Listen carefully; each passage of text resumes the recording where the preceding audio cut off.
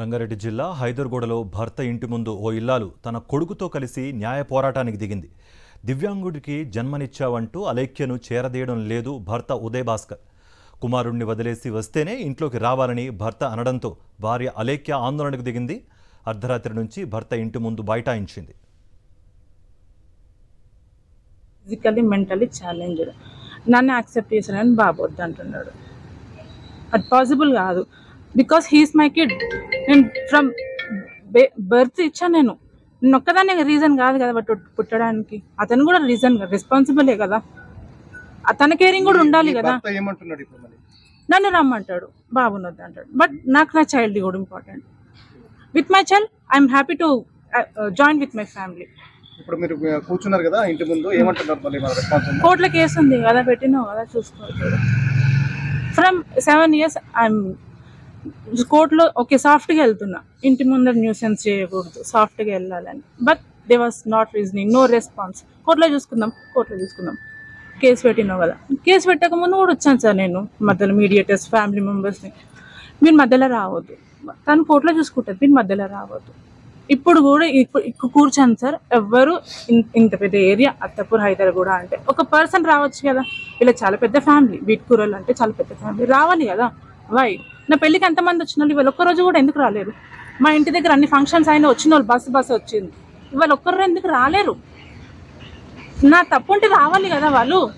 ఇదే అంశానికి సంబంధించి మరింత సమాచారం మా ప్రతినిధి సుష్మిత అందిస్తారు. సుష్మిత, బాధితురాలికి సంబంధించిన అత్తమామలు ఏమైనా దీనిపైన స్పందించారా? మీ దగ్గర ఉన్న అప్డేట్స్ ఏంటి? కార్తిక్, మనం చూస్తున్నాము, ప్రస్తుతం ఆ స్పాట్ వద్దే ఉన్నాము. నిన్న అర్ధరాత్రి నుంచి కూడా ఒక ఇల్లాలు తన భర్త ఇంటి ముందు కూడా బైఠాయించి ఖచ్చితంగా నాకు న్యాయం జరిగేంత వరకు ఇక్కడి నుంచి వెళ్ళాలని కూడా కూర్చొని ఉన్న పరిస్థితి కనిపిస్తున్నాయి. ప్రస్తుతం మనతో బాధితురాలు ఉన్నారు.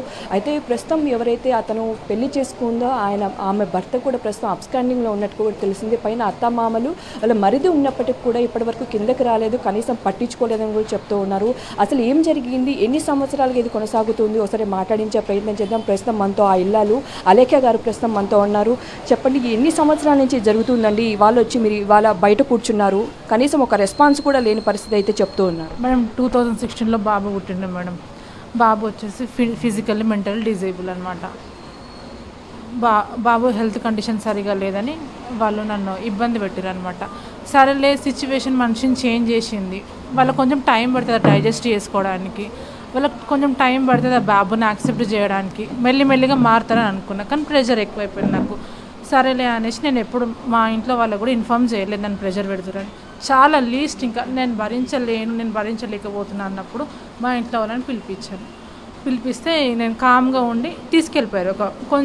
ఒక షార్ట్ పీరియడ్ కొంచెం నాకు కొంచెం పీస్ఫుల్ కోసం అని తీసుకెళ్ళారు అనమాట. నేను ఒక 1-2 months ఉండాను. మళ్ళీ ఇంటికి వచ్చి డ్రాప్ చేయడానికి వస్తే నన్ను యాక్సెప్ట్ చేయలేరు వీళ్ళు. కోర్టులో చూసుకున్నాము అని అంటారు. లేదు, నేను కోర్టుకి వెళ్ళే ఉద్దేశం నాకు లేదు, పోలీస్ స్టేషన్కి వెళ్ళే ఉద్దేశం నాకు లేదు. కోర్టుకి ఎందుకు, పోలీస్ స్టేషన్కి ఎందుకు అని అంటే లేదు నాకు ఇంట్రెస్ట్ లేదు అని అన్నారు వాళ్ళ పేరెంట్స్. అతను కూడా అంతే, ఫస్ట్ డే నుంచి. నేనేమన్నానంటే మీ తరఫున మీ ఫ్యామిలీ మెంబర్స్ లేకపోతే మీ ఏరియా మెంబర్స్ మా తరఫున నేను పిలుచుకుంటాను, మీటింగ్ ఏర్పాటు చేయండి.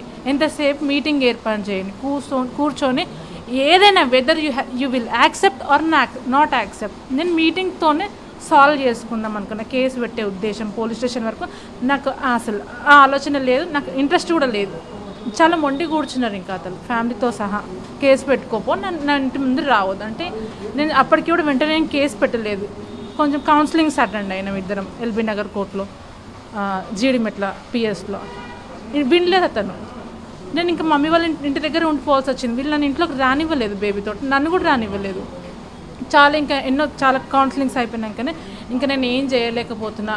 ఇక్కడ వాళ్ళ చుట్టాలను కూడా నేను అప్రోచ్ అయ్యాను. మనకు కనీసం మీరన్నా చెప్పండి, ఈ ఫ్యామిలీలో ఆల్రెడీ డిజేబుల్ పీపుల్ ఉన్నారు, ఇంకా 2-3 ఉన్నారు. మేబీ అలా అయి ఉండొచ్చు. సరే, మేబీ నేను సరిగ్గా చూసుకోకపోవడం, నేను సరిగ్గా కేర్ అంటే నేను సరిగ్గా మంచి హాస్పిటల్లో చూపించుకోలేవు, బేబీకి ఇట్లా అయిపోయింది అని అదొక ఇంటెన్షన్. లేకపోతే నెక్స్ట్ ఏమన్నా బేబీ కూడా ఇట్లనే పుడుతుందేమో తినకి, అదొక ఇంటెన్షన్ అయి ఉండొచ్చు. ఏ ఇంటెన్షన్ అయ్యన్నా అయి ఉండొచ్చు. వాళ్ళ సొసైటీ పోక్ చేస్తుందేమో వాళ్ళని. మన్మడు ఇట్లా డిజేబుల్ అంట కదా, మీ బాబు డిజేబుల్ అంట కదా, అదొకటి మనసులో పెట్టుకొని వాళ్ళు డిస్టర్బ్ అయినారేమో. వద్దు, నేను వెంటనే స్టెప్ తీసుకోకూడదు, కొంచెం టైం ఇద్దాం. ఎందుకంటే ఈ సిచ్యువేషన్ వల్ల వాళ్ళు చేంజ్ అయ్యారు తప్ప ముందు నుంచి వాళ్ళు మంచిగానే ఉండేవాళ్ళు. నాకు బాబు పుట్టక ముందు మంచిగానే ఉన్నారు. I'm so happy with this family. బాబు పుట్టినాక వీళ్ళు చాలా క్రూయల్గా బిహేవ్ చేశారు నాతోటి. Totally changed. Not even my husband, ఈ మొత్తం ఇన్లాస్ అందరూ చేంజ్ అయిపోయారు. నాకు 3 years పట్టింది బాబు డిజేబుల్ అని నేను ఒక మదర్గా అది యాక్సెప్ట్ చేయడానికి 3 years పట్టింది. 3 years తర్వాత అవును నా baby disable, I should accept. నా హార్ట్కి నేను చెప్పుకున్నా అవును హీఈస్ మై సూపర్ హీరో. నేను ఛాలెంజెస్ తీసుకుని వాడు పెంచుకోవాలి, వాడికి ఏం కావాలో నేను చూసుకోవాలి. అతను కూడా నాకు సపోర్ట్ చేసింది, కానీ అప్ టు సమ్ ఎక్స్టెంట్ వరకు, అది కూడా చాలా షార్ట్ టైం వరకే. తర్వాత వాళ్ళు టాలరేట్ చేయలేకపోయింది. వాళ్ళు ఇంకా ఎప్పుడు ఇంకా ఇదే ఫిజియోథెరపీస్ అని ఒక పేషెంట్ లాగానే ఎప్పటికీ ఇదే లైఫ్ స్టైల్ ఉంటుంది, అందరు పిల్లల్లాగా ఉండరు, అదొక మైండ్లో పడిపోయింది వాళ్ళకి ఇంట్రెస్ట్ లేదు. ఇంకా సరే అనేసి నేను ఆల్మోస్ట్ ఇక్కడ ఏరియాలో ఉండాలని పిలిపించమని అడిగినా కానీ మీరు పిలిపించారు. పోలీస్ స్టేషన్లో కేసు పెట్టుకోమంటే నాకు ఇంకా లాస్ట్ ఆప్షన్ ఏం లేదు అన్నప్పుడు నేను పిఎస్లో కంప్లైంట్ ఇవ్వను. పిఎస్ తరఫున కూడా వెంటనే ఎఫ్ఐఆర్ ఫైల్ చేయలేదు. కౌన్సిలింగ్ అటెండ్ కమ్మని చెప్పారు. ఎన్నో టోటల్లీ 18 కౌన్సిలింగ్స్ తర్వాత ఎఫ్ఐఆర్ ఫైల్ అయింది. ఎఫ్ఐఆర్ అంటే ఇన్ని సంవత్సరాల నుంచి చేస్తున్నారు, ఇప్పుడు వచ్చి ఇక్కడ కూర్చోవడం అంటే ఎవరైనా పైన మీ అత్తమామ కానీ ఎవరైనా వచ్చి మాట్లాడారు? లేదు, మాట్లాడలేరు. అక్కడ లోపలనే ఉన్నారు. నేను యాక్చువల్లీ నా యానివర్సరీ ఉండే, ఆఫ్టర్ 7 years నేను వస్తున్నాను కదా, నా కోసం కాకపోయినా బేబీని ఏదైనా సింపతి చూపిస్తారేమో, పోనీ యాక్సెప్ట్ చేస్తారేమో అని చాలా హోప్స్తో వచ్చిన. ఎందుకంటే ఈ 7 yearsలో నేను ఎప్పుడు ఎక్కడ తనని నేను డిస్టర్బ్ చేయలేదు.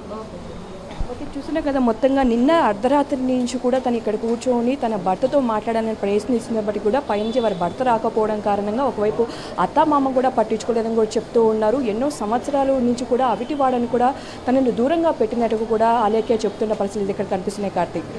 Right Sushmita, thank you for the update.